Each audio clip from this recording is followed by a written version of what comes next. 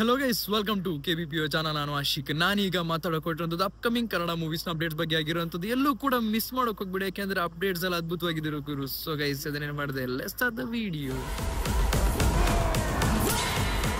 ಮೊದಲದಾಗಿ ಮಾತಾಡೋದಾದ್ರೆ, ಫೆಬ್ರವರಿ 16ನೇ ತಾರೀಕು ಒಂದು ಸಿನಿಮಾದಲ್ಲ, ಎರಡು ಸಿನಿಮಾದಲ್ಲ, ಡಿಬೋಸ್ ಅವರ ಎಲ್ಲಾ ಸಿನಿಮಾದ ಅಪ್ಡೇಟ್ ಬರುತ್ತೆ ಅಂತ ರೂಮರ್ಸ್ ಹೇಳ್ತಿರುವಂತದ್ದು. ಆದ್ರೆ ನನ್ನನ್ನು ಕೇಳೋದಾದ್ರೆ, ಸಿಂಧೂರ ಲಕ್ಷ್ಮಣದ ಒಂದು ಪೋಸ್ಟರ್ ನ ಬಿಟ್ಟು ಒಂದು ಹಿಂಟ್ ನ ಕೊಡ್ತಾರೆ, ನಾವು ಶೂಟಿಂಗ್ ನ ಅಫ್ಕೋರ್ಸ್ ಮಾಡೇ ಮಾಡ್ತೀವಿ ಅನ್ನೋ ಒಂದು ಹಿಂಟ್ ನ ಕೊಡುವಂಥದ್ದು. ಯಾವ್ದೇ ಕಾರಣಕ್ಕೂ ಶೂಟಿಂಗ್ ಸ್ಟಾರ್ಟ್ ಆಗುತ್ತೆ ಅಂತಲ್ಲ.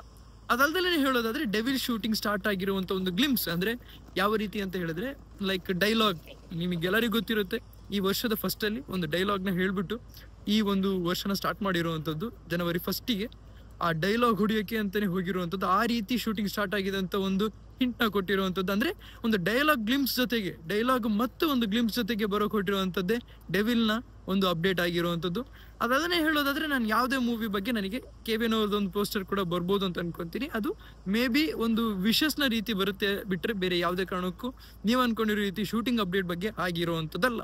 ಇದಿಷ್ಟು ಬಿಟ್ಟು ಬೇರೆ ಯಾವುದೇ ಕಾರಣಕ್ಕೂ ಯಾವುದೇ ರೂಮರ್ಸ್ ನಂಬಕ್ ಹೋಗ್ಬೇಡಿ. ನಮ್ಮ ಟೈಗರ್ ವಿನೋದ್ ಪ್ರಭಾಕರ್ ಅವರ ಬಲರಾಮನ ದಿನಗಳು ಹೇಗಿರುತ್ತೆ ಅಂತ. ಯಾಕಂದ್ರೆ ಜಸ್ಟ್ ಒಂದು ಪೋಸ್ಟರ್ ಅಥವಾ ಪೋಸ್ಟರ್ ಫಸ್ಟ್ ಲುಕ್ ಕೂಡ ಅಲ್ಲ, ಅದು ಜಸ್ಟ್ ಒಂದು ಪೋಸ್ಟರ್ ಆಗಿರುವಂತದ್ದು. ಒಂದು ಅಂದ್ರೆ ಥೀಮ್ ಅಂದ್ರೆ ಯಾವ ರೀತಿ ಇರುತ್ತೆ, ಕಲರ್ ಗ್ರೇಡಿಂಗ್, ಅದರ ಜೊತೆಗೆ ಒಂದು ಪೋಸ್ಟರ್ ನ ಮಾತ್ರ ರಿಲೀಸ್ ಆಗಿರುವಂತದ್ದು. ಇಲ್ಲಿ ಈಗ ವೆಂಕಟ್ ನಾರಾಯಣ್ ಅವರ KVN ಪ್ರೊಡಕ್ಷನ್ ಅಂಡರ್ ಅಲ್ಲಿ ಬರ್ತಿರೋಂತ ಒಂದು ಸಿನಿಮಾನೇ ತಲಪತಿ 69. ಅಂದ್ರೆ ನೇಮಿಂಗ್ ಆಗಿರುವಂತ ಜನನಾಯಕನ್. ಅದರದ್ದೊಂದು ಒಂದು ಫಸ್ಟ್ ಲುಕ್ ಕೂಡ ನೀವು ನೋಡಿದೀರಾ. ನಾನು ಎಕ್ಸೈಟೆಡ್ ಆಗಿರುವಂತದ್ದು. ಇದು ಅವ್ರು ಹೇಳ್ತಿರೋ ಪ್ರಕಾರ ಲಾಸ್ಟ್ ಮೂವಿ ಅಂತ ಹೇಳ್ತಿದ್ದಾರೆ ತಲಪತಿ ಅವರು. ಬಟ್ ಅವರು ಲಾಸ್ಟ್ ಮೂವಿಯಲ್ಲೇನೆ ಹಿಂಟ್ ಕೊಟ್ಟಿರೋದು ಏನಂತಂದ್ರೆ, the game is over only until I say it's over. ಅಲ್ಲಿವರೆಗೂ ಅವರ ಆಟ ನಡೀತಾನೆ ಇರುತ್ತೆ. ಅಲ್ಲಿ ಶಿವಕಾರ್ತಿಕೇಯನ್ ಅವರಿಗೆ ಒಂದು ಅಂದ್ರೆ, ನಾನೇನು ಜವಾಬ್ದಾರಿಯನ್ನು ನಿನ್ ಮೇಲೆ ಹೊರ್ತಾ ಇದ್ದೀನಿ ಅನ್ನೋ ರೀತಿ ಹೇಳೋಗ್ತಾರೆ. ಯಾವ್ದ್ರಲ್ಲಿ ಅಂದ್ರೆ, ಗೋಟ್ ಸಿನಿಮಾದಲ್ಲಿ, ಗ್ರೇಟೆಸ್ಟ್ ಆಫ್ ಆಲ್ ಟೈಮ್ ಸಿನಿಮಾದಲ್ಲಿ ಹೇಳ್ತಾರೆ, ನನಗೇನೋ ಸ್ವಲ್ಪ ಕೆಲಸ ಇದೆ, ನೀವು ಇದನ್ನ ಅಷ್ಟೋ ತನಕ ಇದನ್ನ ನೋಡ್ಕೊಂತ ಇರಿ, ನಾನು ಹೋಗಿ ಬರ್ತೀನಿ ಅಂತ. ಅಂದ್ರೆ ಹೋಗಿ ಬರ್ತೀನಿ ಅಂತ ಹೇಳ್ತಿರುವಂತದ್ದು, ವಾಪಸ್ ಬಂದೇ ಬರ್ತಾರೆ ಅಂತ ಅದರ ಅರ್ಥ ಆಗಿರುವಂತದ್ದು. ಜಸ್ಟ್ ಇಮ್ಯಾಜಿನ್ ಮಾಡಿ, ಅವ್ರು ಇಷ್ಟೆಲ್ಲ ಹಿಂಟ್ ಕೊಟ್ಟಿರ್ಬೇಕಾದ್ರೆ ಮತ್ತೆ ಸಿನಿಮಾಗೆ ಬರ್ದೇ ಇರ್ತಾರ. ಪೊಲಿಟಿಕ್ಸ್ ಅಲ್ಲಿ ಸ್ವಲ್ಪ ಬಿಸಿ ಆಗಿರೋದ್ರಿಂದ ಅದೇ ಥೀಮ್ ಹಿಡ್ಕೊಂಡೇನೆ ಜನನಾಯಕನ್. ಜಸ್ಟ್ ಇಮ್ಯಾಜಿನ್ ಮಾಡಿ, ಪೊಲಿಟಿಕ್ಸ್ ಥೀಮ್ ಅಲ್ಲೇನೆ ಒಂದು ಸಿನಿಮಾ ಬಂದ್ರೆ ಅವ್ರಿಗೆ ಯಾವ ಲೆವೆಲ್ಗೆ ಅವರ ಪೊಲಿಟಿಕ್ಸ್ ಕರಿಯರ್ ಅಲ್ಲಿ ಇಂಪ್ರೂವ್ಮೆಂಟ್ ಸಿಗ್ಬೋದು ಅಂತ.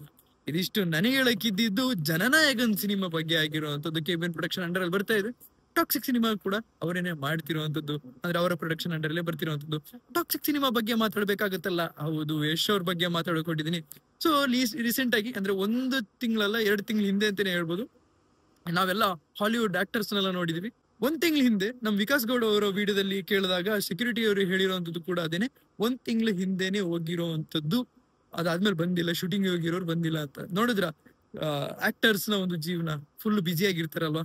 ಹಾಗೇನೆ ಇನ್ನೊಂದು ಅಪ್ಡೇಟ್ ಏನಪ್ಪಾ ಅಂತಂದ್ರೆ, ಯಶ್ ಅವ್ರ ಅಪ್ಡೇಟ್ ಏನಾಗಿರುವಂತದ್ದು, ರಾಮಾಯಣ ಸಿನಿಮಾ ಏನಿದೆಯಲ್ಲ, ಆಸ್ ಅ ವಿಲನ್ ಆಗಿ, ಆಸ್ ಅ ರಾವಣನಾಗಿ ಅವರ ಒಂದು ಪಾತ್ರ ಏನಿದೆ, ಅದು ಮಾರ್ಚ್ ಅಲ್ಲಿ ಸ್ಟಾರ್ಟ್ ಆಗುತ್ತೆ ಅಂತ ಹೇಳ್ತಿದ್ದಾರೆ. ಅಂದ್ರೆ ನಮಗೆ ಅರ್ಥ ಆಗ್ತಿರೋದು ಏನಂತಂದ್ರೆ, ಇವರ ಮೇಜರ್ ಸೀಕ್ವೆನ್ಸ್ ಏನಿದೆ ಫೆಬ್ರವರಿ ಮಾರ್ಚ್ ಅಷ್ಟೊತ್ತಿಗೆ ಟಾಕ್ಸಿಕ್ ಸಿನಿಮಾದಲ್ಲಿ ಮುಗಿಯುತ್ತೆ. ಅದ್ರ ಅರ್ಥ ಇಷ್ಟೇ, ಮಾರ್ಚ್ ಅಷ್ಟೊತ್ತಿಗೆ ಇವ್ರದ್ದು ಟಾಕ್ಸಿಕ್ ನ ಇವರ ಒಂದು ಪಾರ್ಟ್ ಏನಿದೆ, ಯಶ್ ಅವರ ಒಂದು ಪಾರ್ಟ್ ಏನಿದೆ, ಕಂಪ್ಲೀಟ್ ಆಗಿ ಮುಗಿಸ್ಕೊಂಡಿರ್ತಾರೆ ಅಂತ ನಮಗೆ ಇಲ್ಲಿ ಗೊತ್ತಾಗ್ತಿರುವಂತದ್ದು. ಆಲ್ರೆಡಿ ಗ್ಲಿಮ್ಸ್ ಅಲ್ಲಿ ನಮಗೆ ಅದೊಂದು ಜಸ್ಟ್ ಗ್ಲಿಮ್ಸೇ ಆಗಿರುವಂತದ್ದು. ಸಿನಿಮಾ ಆಕ್ಚುಲ್ ಸಿನಿಮಾ ಬೇರೆನೆ ಇರುತ್ತೆ.